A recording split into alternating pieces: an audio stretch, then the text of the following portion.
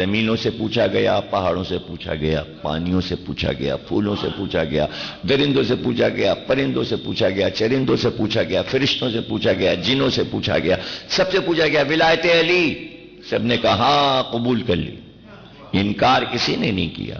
لیکن اللہ نے اپنے علم سے دیکھا کہ کون وہاں جا کے اقرار کرے گا اور کون انکار کرے گا، بس پھر اس نے فیصلہ کر لیا تجھے ایسا بناؤں گا اور تجھے ایسا بناؤں گا، تجھے زرخیز بنا دوں گا، تجھے ریگستان بنا دوں گا۔ تو اب اس کے پاس ظاہر ہے کہ سزا دینے کا اور کیا طریقہ تھا؟ یہی ایک طریقہ تھا کہ بھئی اقرار زبان سے کر رہے ہو کہ ہاں، لیکن اس کو اپنے علم سے پتا ہے کہ یہ اقرار کرے گا اور یہ نہیں کرے گا، یہ وہاں جا کے باغی ہو جائے گا۔ تو جو باغی ہونے والے تھے ان سب کو سزا دے دی۔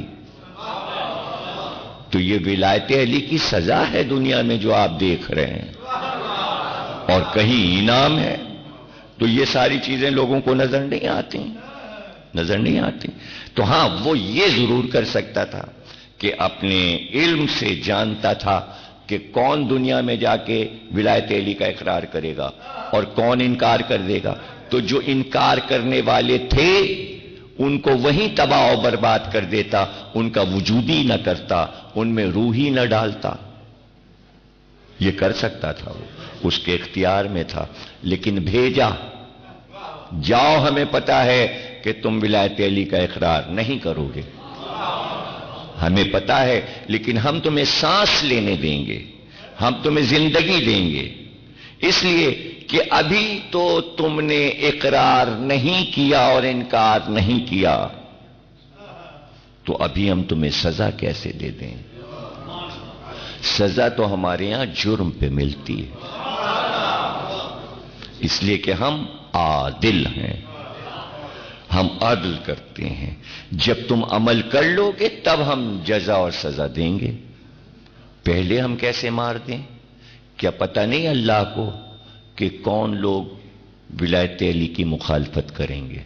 لیکن آنے دے رہا ہے ان کو، انہیں آسائشیں بھی دے رہا ہے، انہیں رزق بھی دے رہا ہے، انہیں پلنے دے رہا ہے، جہاں چاہتا مار دیتا، روح کو جسم میں داخل ہی نہ کرتا، دنیا تو اس کی ارادہ اس کا، ماں کے پیٹ میں مار ڈالتا، پیدا ہوتے ہی مر جاتا، بڑا ہوتا تو مر جاتا، جوان ہوا تھا تو مر جاتا، کہ اللہ کے اختیار اور قدرت میں نہیں تھا ایسا؟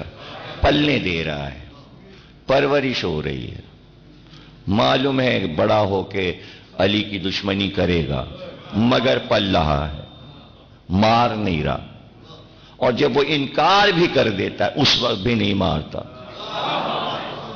اس وقت بھی نہیں مارتا۔ اس کو کیا کہتے ہیں؟ اسے کہتے ہیں عدل۔ کیا ہے؟ عدل۔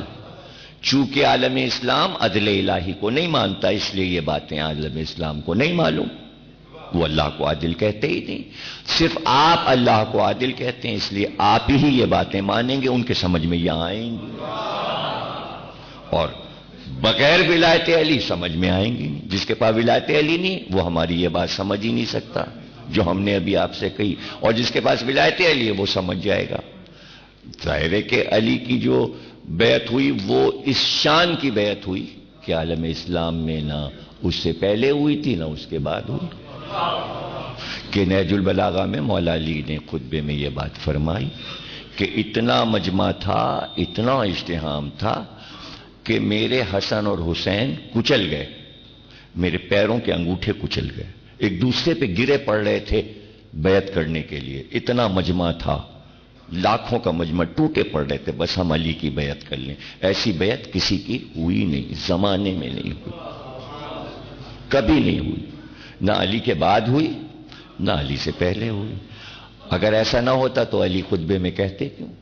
اس شان کی بیعت تھی کہ لوگ چاہتے تھے کہ ہم ایک دوسرے پہ سبقت کریں، اور علی سب کے چہرے دیکھ رہے تھے، وہ علی کا ہاتھ دیکھ رہے تھے، علی سب کے چہرے دیکھ رہے تھے، اور ایسے میں علی بتاتے جا رہے تھے اپنے قریبی اصحاب کو جو علی کی طرف سے مجمع کو ٹھیل رہے تھے اور علی کو بچا رہے تھے۔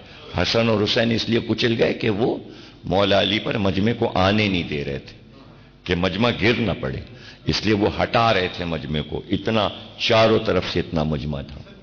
تو کہتے ہیں مولا علی کہ مجمع گر پڑتا تھا تو حسن حسین بچاتے تھے، تو میرے بچے کچل رہے تھے مجمع سے، حالانکہ جوان تھے امام حسن امام حسین، لیکن ان کی طاقت تھی کہ اس مجمع کو روکے ہوئے تھے، فاتح خیبر پہ مجمع آ نہ جائے، گر نہ پڑے۔ آپ سمجھیں نا، کبھی آپ نے یہ منظر دیکھا ہوگا، چھوٹے موٹے عالم بھی اگر ایران عراق سے آ جاتے تو کتنا مجمع گر پڑتا ہے، تو ہٹانا مشکل ہو جاتا ہے۔ چھوٹے موٹے ذاکر مجلس پڑھ کے نکلتے ہیں تو ان کے گرد مجمع ہو جاتا ہے، نہ کہ کائنات کا ولی منبر پر ہے اور پوری امت سامنے، پورا شہر امڈ آیا، اور شہر نہیں، اوروں کی جو بیعتیں ہوئی تھیں تو وہ مدینے والوں نے کی تھیں۔ علی کی بیعت اتفاق یہ ہے کہ ہر شہر کا آدمی آیا ہوا تھا، مصر کے لوگ آئے ہوئے تھے، یمن کے لوگ آئے ہوئے تھے، بصرے کے لوگ آئے ہوئے تھے، عراق کے لوگ آئے ہوئے تھے، ایران کے لوگ آئے ہوئے تھے، کوفے سے لوگ آئے ہوئے تھے، کوئی شہر ایسا نہیں تھا، کوئی صوبہ ایسا نہیں تھا کہ جہاں کے لوگ مدینے میں موجود نہ ہو۔ تو ایسی مکمل بیعت کسی کی ہوئی نہیں کہ پوری مملکت اسلامی کے نمائندوں نے علی کی بیعت کی تھی، اور علی چہرے دیکھ رہے تھے اور جانے والوں کو بتاتے جا رہے تھے، یہ بھائی طلحہ اور زبیر جا رہے ہیں، یہ دیکھو بیعت کر کے جا رہے ہیں، یہ ابھی وہاں تک پہنچیں گے نہیں کہ بیعت توڑ دیں گے۔ اور ایسے میں ابن ملجم آ گیا اور اس نے بھی بیعت کی، اس لیے کہ وہ خارجی جو نہروان میں آئیں گے علی کے مقابل، وہ بھی تو بیعت کرنے آئے ہیں، جو صفین میں لڑیں گے وہ بھی تو بیعت کر رہے ہیں، جو جمل میں لڑیں گے وہ بھی تو بیعت کر رہے ہیں، اور علی سب کے چہرے پہچانتے ہیں۔ اور ابن ملجم نے بیعت کی اور وہ چلا، علی نے آواز دی واپس آ، وہ واپس آیا، کہا پھر بیعت کر، اس نے پھر بیعت کی، پھر گیا، پھر بلایا، کہا پھر بیعت کر، 3 بار آواز دی اور 3 بار بیعت لی اس سے۔ لوگوں نے کہا مولا یہ تو ایک عام سا آدمی ہے، اس وقت تو کوئی اسے جانتا نہیں تھا کہ کون ہے یہ، آپ نے اس سے 3 بار بیعت کیوں لی؟ تو آپ نے کہا یہ میرا قاتل ہے، یہ میرا قاتل ہے، 3 بار اس سے بیعت لی ہے۔ لوگوں نے تلواریں نکالنی، کہا پکڑو اس کو مارو۔ علی نے کہا کیسے مارو، کیوں مارو، کس بات پہ مارو؟ کہا مولا آپ ہی تو کہہ رہے ہیں یہ آپ کا قاتل ہے۔ تو کہا مجھے قتل کہاں کیا، کس بات کا بدلہ لوگے، ابھی اس نے کیا کام کیا، کون سی برائی کی ہے اس نے، کس بات پہ مار دو گے؟ تو نہیں سمجھے آپ، میری تمہید کو نہیں سمجھے۔ علی کے اختیار میں ہے کہ اپنے قاتل کو مار دیں، لیکن جانے دے رہے ہیں اس لیے کہ ابھی جرم نہیں کیا، اسے قتل نہیں ہونے دے رہے۔ وہ بھی عادل ہے، علی بھی عادل ہے، جب تک عمل نہیں ہو جاتا وہ انتقام نہیں لیتا۔ تو جن لوگوں نے ولایت علی نہیں مانی ہے، آسمان پر جو وعدہ ہوا ہے، اللہ انہیں مارتا نہیں۔ تو پتہ کیسے چلتا کہ اللہ مارتا نہیں؟ جب تک علی یہ مثال نہ دیتے۔ تو اسی بات پہ تو ہم کہتے ہیں کہ علی مظہر الہی ہے، اگر علی نہ بتائے تو اللہ سمجھ میں کیسے آئے؟ ایک ایک عمل کر کے بتایا۔ اس پہ جتنی چاہے تقریریں آپ مجھ سے سن لیں اور میں آپ کو سمجھاؤں کہ جب آپ کہتے ہیں اللہ کریم ہے، نہیں سمجھ میں آئے گا کیسے کریم ہے جب تک علی اپنا کرم نہ دکھائیں۔ جب آپ کہتے ہیں اللہ عادل ہے، جب تک علی اپنا عدل نہ دکھائیں سمجھ میں نہیں آئے گا اللہ عادل کیسے ہے۔ آپ کہتے ہیں وہ رحمان و رحیم ہے، جب تک علی اپنی رحیمیت اور رحمانیت نہ دکھائیں اللہ رحمان و رحیم سمجھ میں نہیں آتا۔ اسی لیے تو بھیجا ہے ان کو۔ تم کیا سمجھے کہ کوئی ہم نے خلافت کے لیے علی کو بھیجا تھا کہ 4 سال جا کے مدینے میں خلافت کر لیں یا کوفے میں؟ تم ان کو سمجھ رہے ہو ہم نے خلیفہ بنا کے بھیجا؟ نہیں، اپنا پرتو بنا کے بھیجا، تاکہ جتنی ہماری صفات ہیں وہ ساری صفات تمہیں دے کر بھیج رہے ہیں۔ اگر ہم اعلیٰ ہیں تو تم علی ہو، اور اگر تم علی ہو تو ہم بھی علی ہیں۔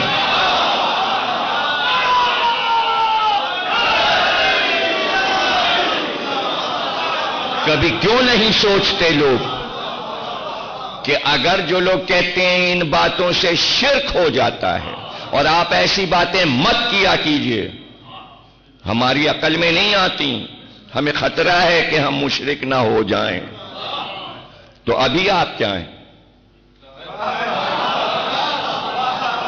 اب ہو جائیں گے آپ، اب ہو جائیں گے۔ اگر ہم ایسی باتیں کریں گے تو آپ مشرک ہو جائیں گے۔ تو پہلے کیا تھے؟ ہم کیسے یقین کریں آپ مومن کامل تھے؟ نہیں سمجھیے اس کو، کتنی آسان بات ہے۔ ہم کہتے ہیں علی اللہ نہیں ہے، ہم نہیں کہتے کہ علی اللہ ہے، لیکن آپ کو کہنا پڑے گا اللہ علی ہے۔ کیا کہا میں نے؟ یہ کیا کہا میں نے؟ کیا اس کے جو نام لکھے ہیں قرآن میں دونوں طرف اس میں علی نہیں لکھا؟ علی تو اس کا نام ہے۔ تو مزہ اس میں آتا ہے کہ میں کہوں علی اللہ، نہیں یہ تو میں نہیں کہوں گا، یہ تو علی نے خود اجازت نہیں دی، لیکن آگے جو کچھ کہنا اس میں اجازت کی ضرورت نہیں ہے کہ اللہ علی ہے، اللہ علی ہے۔ آپ چاہے ادھر سے کہیے یا ادھر سے کہیے، ایک طرف سے ہم احتیاط کرتے ہیں، دوسری طرف سے اللہ کا حکم ہے علی عظیم ہوں میں۔ کیا قرآن کی آیتوں میں اپنا نام علی نہیں بتاتا اللہ؟ یا تو یہ بتاؤ کہ قرآن میں جہاں جہاں علی آیا ہے وہ یہ والا علی ہے، یا پھر کہو یہ اللہ کا نام ہے۔ تو یہی نام کیوں بار بار قرآن میں کہتا علی العظیم؟ اچھا کہہ دیتا قرآن میں علی ہوں، یہ نہیں کہا علی العظیم، عظیم یعنی بہت بڑا، تو خالی علی کیوں نہیں؟ عظیم علی کیوں؟ کبیر علی کیوں؟ اس لیے کہ کوئی اور دوسرا صغیر علی بھی ہے، اس لیے اپنے کو کہتا ہے عظیم، میں کبیر وہ صغیر۔ جب کہتا ہے اکبر ہوں میں تو پھر کوئی اصغر بھی ہے۔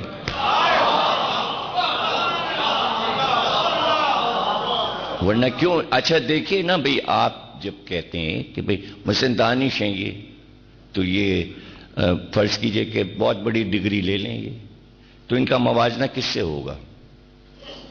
ارے بھائی دانش صاحب جو ہے نا انہوں نے ایم اے کر لیا، ارے دیکھیے نا یہ ہمارے یہاں کے دھوبی سے تو اچھے ہیں نا، ارے ہمارے یہاں جو نائی ہے نا اس سے تو اچھے ہیں، ایم اے کر لیا۔ ہوتا ہے کہیں ایسا موازنہ؟ کہاں ہوتا ہے؟ نہیں ہوتا نا۔ موازنہ اس طرح ہوگا کہ کوئی ان کے ٹکر کا ڈگری والا ہو، نفیس انسان ہو، پاکیزہ ہو، عالم ہو۔ ہاں بھائی دیکھیے انہوں نے بھی کیا تھا، انہوں نے بھی کیا، تو اللہ کس سے مقابلہ کر رہا ہے؟ میں اکبر ہوں۔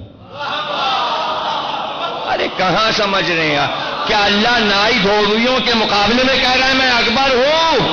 نہیں، چادہ معصومین کو دیکھ کر کہہ رہا ہے میں اکبر ہوں، یہ اصغر ہے۔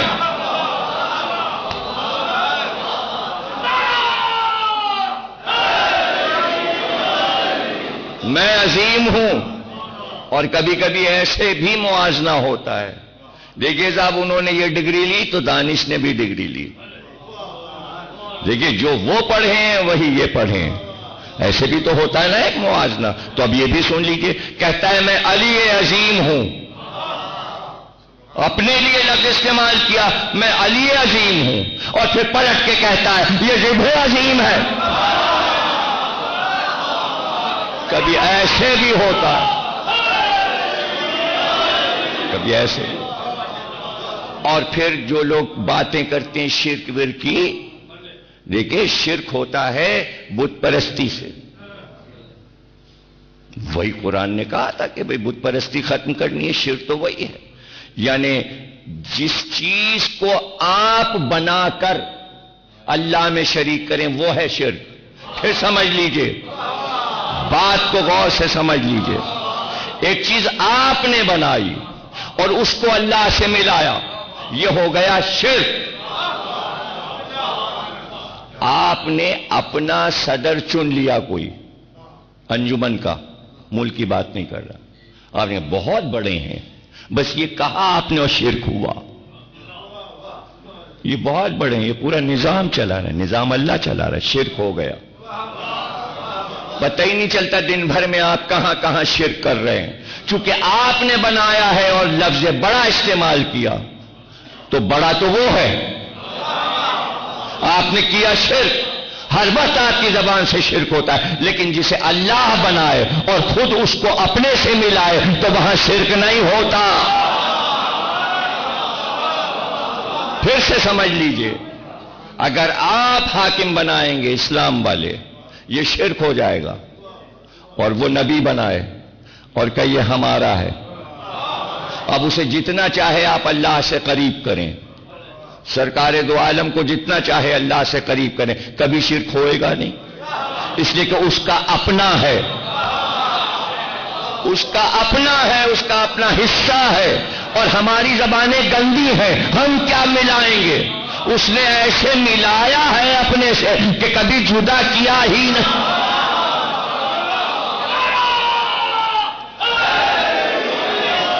جدا کب کیا اس نے؟ جو آپ کہیں آپ نے ملا دیا.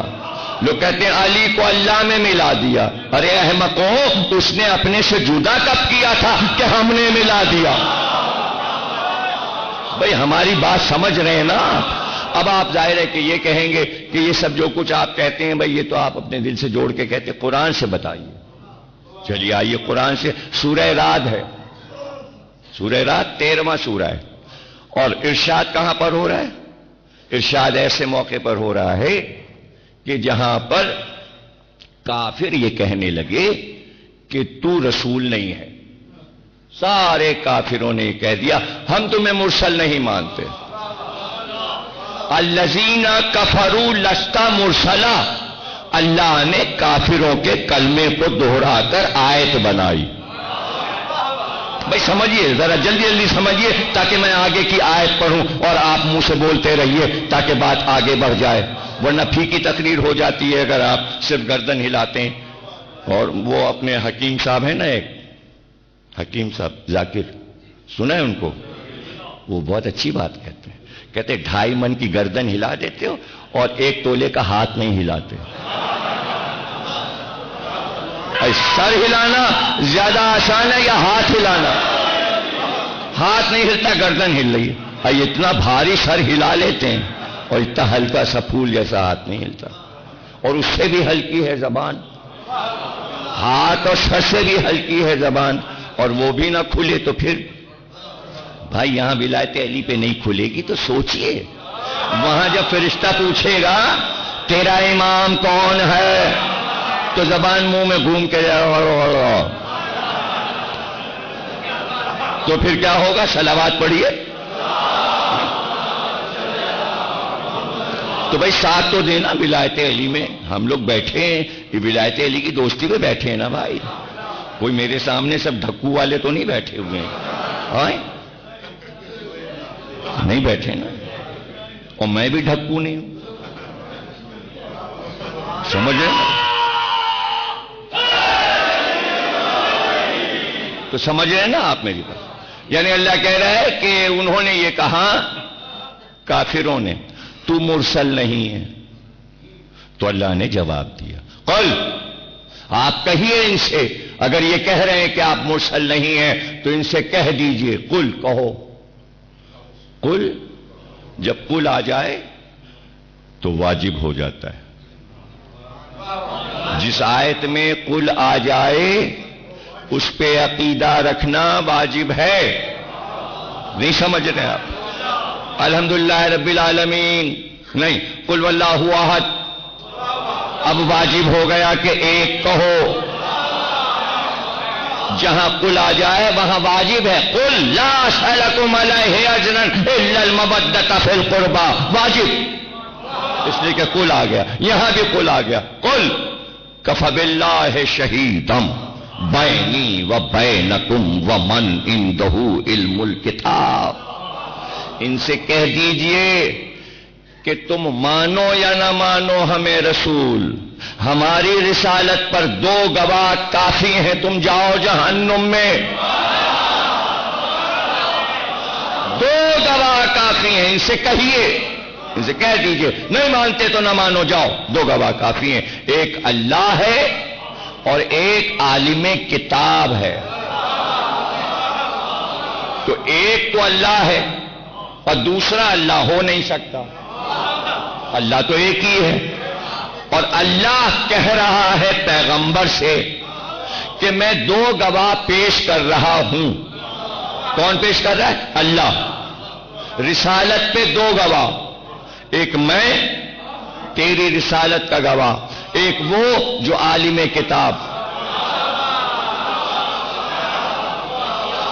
لیکن اگر وہ کہہ دیتا کہ ایک میں گواہ ہوں اور ایک کتاب گواہ ہے تو بہت آسانی تھی مسلمانوں کو، اللہ گواہ اور یہ قرآن گواہ، عالم کتاب۔ پتہ چلا کتاب کچھ نہیں ہے، عالم کتاب۔ اب یہاں پر رک کے آپ کہیے تو میں 1 گھنٹے صرف اسی پر آپ کے سامنے بات کرتا رہوں کہ سوچنے کی بات یہ ہے کہ رسالت کی گواہی کے لیے اللہ کافی تھا۔ اے اللہ سے بڑا کون ہے؟ یہ دو گواہ کیوں لایا؟ تجھ کو بھی ایک ساتھی کی ضرورت ہے۔ اب سوال کرو نا قرآن سے، بس تو کہہ دیتا میں گواہی دے رہا ہوں تو کیا کافر مان لیتے؟ کیا کہتے کافر؟ کہتے ہم تمہارے خدا کو کہاں مان رہے ہیں جو اس کی گواہی کو مان لے؟ نہیں سمجھے؟ ارے کہاں یار، پھر سے سوچئے سمجھئے۔ وہ تو 365 بت مان رہے تھے، رسول کہہ رہے تھے کہو لا الہ الا اللہ، وہ کہنے کو تیار نہیں تھے، اور انہی سے جو اللہ کہنے کو تیار نہیں ان سے پیغمبر کر رہے ہیں میری رسالت پہ اللہ گواہ ہے، مان لی انہوں نے بات۔ کتنے ہلکے پڑے ہوئے ہیں یار آپ۔ ارے اس وقت کی سوچئے جب کافر پتھر مار رہے تھے اس بات پر کہ تمہارے اللہ کو نہیں مانیں گے، اور انہی سے پلٹ کے یہ کہہ رہے ہیں جاؤ جاؤ، نہیں چلو جاؤ، نہیں مانو ہم کو رسول، اللہ کافی ہے ہمارے لیے۔ تو وہ کہتے کون اللہ؟ یہی کہا کون اللہ؟ ہم کب مان رہے ہیں تمہارے اللہ کو؟ ہم اپنے بتوں کو مان رہے ہیں۔ تو کیسی گواہی؟ کہاں کی گواہی؟ اس آیت کا مقصد کیا ہوا؟ اس لیے کہ وہ تو دکھائی نہیں دیتا۔ اگر ہے بھی گواہی تو آگے دے تو دیکھیں کون ہے۔ کافر یہی تو کہیں گے کون ہے؟ کدھر ہے تیرا اللہ؟ کہاں گواہی دے رہا ہے؟ اس لیے ضرورت تھی اللہ کو کہ ایک ایسا گواہ ہو جو دکھائی دے۔